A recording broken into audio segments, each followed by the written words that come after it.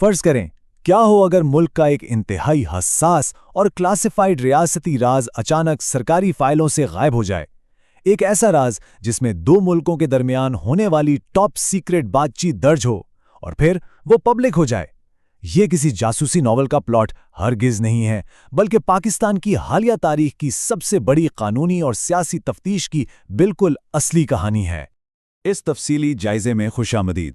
آج ہم ایک انویسٹیگیٹو جرنلسٹ کی نظر سے سائفر کیس کی مکمل کھوج لگائیں گے۔ ہمارا مقصد کیا ہے؟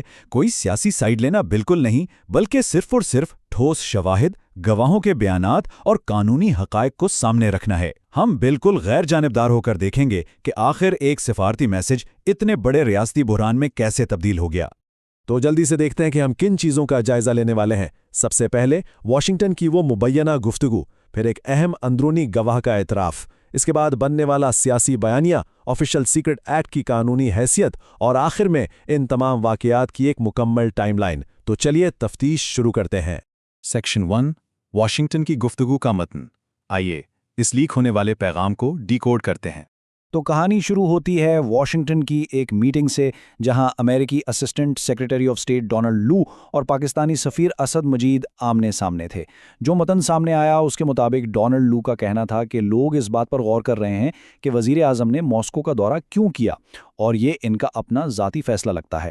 سفارتی سطح پر یہ واقعی ایک غیر معمولی بات تھی، لیکن یہاں یہ یاد رکھنا بہت ضروری ہے کہ امریکی اسٹیٹ ڈپارٹمنٹ نے بعد میں باضابطہ طور پر کسی بھی قسم کی سازش یا دھمکی کے الزامات کی بالکل سختی سے تردید کی تھی۔ اب ذرا اس گفتگو میں استعمال ہونے والے الفاظ کی سختی پہ غور کریں۔ یہ واقعی حیران کن ہے۔ ڈونلڈ لو کے مبینہ الفاظ تھے کہ اگر عدم اعتماد کامیاب ہو جاتی ہے تو واشنگٹن میں سب کچھ معاف کر دیا جائے گا، اگر نہیں تو آگے کا راستہ بہت مشکل ہوگا۔ مطلب ایک سفارتی تعلق کو سیدھا سیدھا ایک ملک کے اندرونی سیاسی اور پارلیمنٹری عمل یعنی ووٹنگ سے جوڑ دیا گیا، اور اسی ایک جملے نے آنے والے طوفان کی بنیاد رکھ دی۔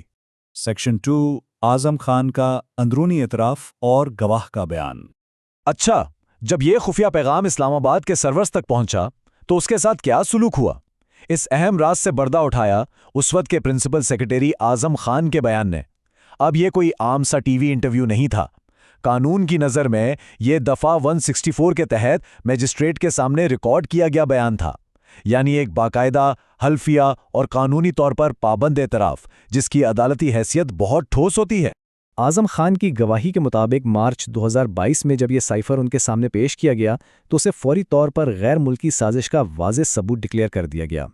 اگر ہم حقائق کی روشنی میں دیکھیں تو ٹھیک اسی مقام سے سرکاری ریکارڈ اور پبلک بیانیے کے راستے الگ ہونا شروع ہوئے، اور یہ فیصلہ ہوا کہ اس دستاویز کو سیاسی سطح پر ایک بیانیے کے طور پر استعمال کیا جائے گا۔ اور پھر اس گواہی میں وہ دھماکہ خیز انکشاف ہوا جس نے سب کچھ بدل کر رکھ دیا۔ اعظم خان نے بتایا کہ جب ماسٹر کاپی کو سرکاری ریکارڈ میں واپس رکھنے کے لیے مانگا گیا تو جواب ملا کہ سائفر کی کاپی کہیں گم ہو گئی ہے اور مل نہیں رہی۔ ذرا سوچیں، ریاست کی سلامتی سے جڑی سب سے حساس دستاویز بس ایسے ہی غائب ہو گئی۔ بالکل، اور یہیں سے اس پورے قانونی بحران کا اصل آغاز ہوتا ہے۔ سیکشن 3، سیاسی بیانیے کی تشکیل۔ دیکھتے ہیں کہ مختلف زاویے کیسے آپس میں ٹکرائے۔ یہاں ہمیں دو بالکل مختلف چیزوں کا بڑا واضح ٹکراؤ نظر آتا ہے۔ ایک طرف یہ ایک ٹاپ سیکرٹ ریاستی دستاویز تھی جسے قانون کے تحت کسی صورت پبلک نہیں کیا جا سکتا تھا، اور دوسری طرف اسے ایک سیاسی بیانیے اور اپنے مخالفین کے خلاف ایک ہتھیار کے طور پر استعمال کرنے کی کوشش کی جا رہی تھی۔ ریاست کے قانون اور سیاست کی اس جنگ نے پورے ملک کا سیاسی منظرنامہ بدل کر رکھ دیا۔ دیکھیں، ابتدائی منصوبہ تو یہ تھا کہ اس خفیہ سائفر کو عوام کے سامنے لفظ بلفظ پڑھا جائے، لیکن پھر آفیشل سیکرٹ ایکٹ کی قانونی وارننگ سامنے آ گئیں، جس کے بعد ہوا یہ کہ 27 مارچ کے اس مشہور جلسے میں محض ایک کاغذ کا ٹکڑا لہرایا گیا۔ لیکن اس ایک علامتی قدم نے بھی عوامی تاثر کو اتنا زبردست بدل دیا کہ عدم اعتماد کی تحریک کے دوران ایک بہت ہی طاقتور سیاسی بیانیہ بن گیا، جس نے عوام کے ذہنوں پر گہرا اثر چھوڑا۔ Section 4، official secret act. جب قانون اور سیاست کا سیدھا تصادم ہوا۔ ظاہر ہے جب ریاست کا ایک ٹاپ سیکرٹ غائب ہو جائے اور اسے سیاسی مقاصد کے لیے استعمال کیا جائے تو ریاست خاموش تو نہیں بیٹھ سکتی نا، اور یہی انٹری ہوتی ہے آفیشل سیکرٹ ایکٹ 1923 کی۔ یہ ایک بہت ہی سخت قانونی ڈھانچہ ہے۔ اس قانون کے تحت اگر کوئی ملکی سلامتی کے رازوں کو خطرے میں ڈالتا ہے یا سفارتی کوڈز کو ذاتی فائدے کے لیے اپنے پاس رکھتا ہے تو یہ ایک انتہائی سنگین جرم ہے، اور اسی قانون نے اس کیس میں ریاست کی جوابی کارروائی کی بنیاد رکھی۔ और इस कानूनी कार्रवाई का नतीजा क्या निकला? जनवरी 2024 में साइफर कोर्ट ने साबिक वजीर आजम और साबिक वजीर खारजा शाह महमूद कुरैशी को पूरे 10 साल कैद मुशक्कत की सज़ा सुनाई। अब यहाँ शाह महमूद कुरैशी का किरदार बहुत अहम है, क्योंकि बतौर वजीर खारजा सिफारती केबल्स की हिफाजत और वजारत के ज़ाब्तों की पाबंदी करना उनकी बराह रास्त कानूनी जिम्मेदारी थी, जिसे अदालत की नज़र में तोड़ा गया। लेकिन बात यहाँ ख़त्म नहीं होती। अगर हम गैर जानिबदाराना तौर पर कानूनी हक़ाइक़ को देखें तो बाद में हाई कोर्ट ने इन सज़ाओं को मुअत्तल भी कर दिया और ज़मानतें मंजूर कर लीं। अब सज़ाएं बेशक मुअत्तल हैं, लेकिन यह हकीकत अपनी जगह कायम है कि साइफर केस पाकिस्तान की तारीख का रियासत और सियासत के दरमियान सबसे बड़ा और पेचीदा कानूनी तनाज़ा बन चुका है। सेक्शन 5 वाक़यात की टाइमलाइन। आइए इस पूरे मैट्रिक्स का खाका देखते हैं। चलें इन तमाम कड़ियों को एक टाइमलाइन में जोड़ते हैं।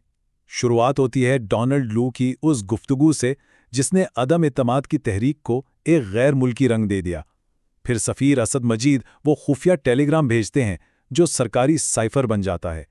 इसके बाद आज़म खान की कोर्ट में गवाही आती है जिससे कानूनी गिरफ्त मजबूत होती है। और फाइनली दस्तावेज का गुम होना और पब्लिक में कागज़ लहराने का वो अमल जिसने एक दहाई की कैद की सज़ा तक बात पहुंचा दी। ये पूरा सफ़र वाकई हैरानकुन है। तो आखिर में हमारा नतीजा क्या निकलता है? साइफर केस सिर्फ एक कागज़ के गुम होने की कहानी नहीं है। ये हमें बताता है कि कौमी सलामती और सियासत के दरमियान की लकीर कितनी नाजुक होती है। जाते जाते ये सवाल बहुत अहम है कि जब इंतहाई हसास रियासती राजों को पब्लिक डोमेन में लाकर सियासी जंग का हिस्सा बना दिया जाए तो मुल्की सिफारतकारी और रियासती एतमाद पर उसके कितने गहरे और तवील मुद्दती असरात पड़ते हैं। शायद इसका असल जवाब तो आने वाला वक्त और तारीख ही देगी।